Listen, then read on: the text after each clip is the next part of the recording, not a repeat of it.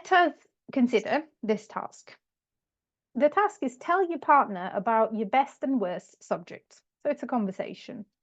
The aims are that by the end of the lesson, the students will be able to explain their best and worst subjects clearly and manage the spoken interaction with their partner about a topic that they're familiar with. Okay. I might decide to do this as an assessment rubric. Okay. So the three components of this rubric are the criteria, which in my case are fluency and phonology, the levels, which are beginning, developing, and proficient, and the descriptors, which describe really the performance of my students at different levels for different criteria. You may notice that the criteria are in line with the lesson aims because I talked about it being clear. I could have added more, of course, about the ability to manage an interaction, for example, but I've stuck to this just for the sake of brevity. So how do you develop an assessment rubric? First of all, you need your criteria. Go back to the aims. What should the students know or be able to do? How can you break their knowledge and skills down into components that are relevant and valid to the task? So we go back to the issue of validity. If the learning game is listening and understanding the key concepts, then you're not really going to put grammatical accuracy in your criteria. Levels. How many levels do you want to describe? This is a decision that's mainly up to you. How many do you want to describe? How many can you describe? Is there going to be a pass-fail distinction?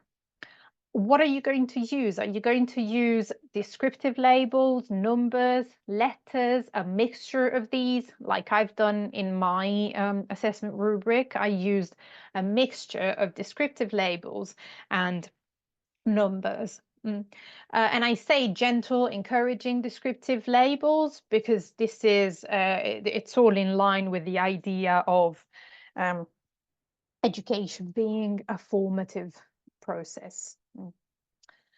And then you want to write some descriptors. You don't have to, but you may want to. What does an excellent task look like? What about a so-so one? What about an insufficient one, which would be insufficiente by our standards? Here you might find some help in the separate descriptors, the indicazioni nazionali, kind of those descriptors that we refer to, depending on how specific and detailed your task is. One important thing about this is you might need to simplify your phrasing if you're doing assessment rubrics for peer and self-assessment. You might also, if you're doing peer and self-assessment, schedule a few minutes specifically to explain these rubrics to the students and make sure they understand them and they can use them. You might model how to use them, for example. This point stands also for assessment rubrics used by the teacher. The students need to know what they're being assessed on. You have to show them the assessment criteria, the levels, the descriptors before they do the task, especially if you're doing this for with summative purposes.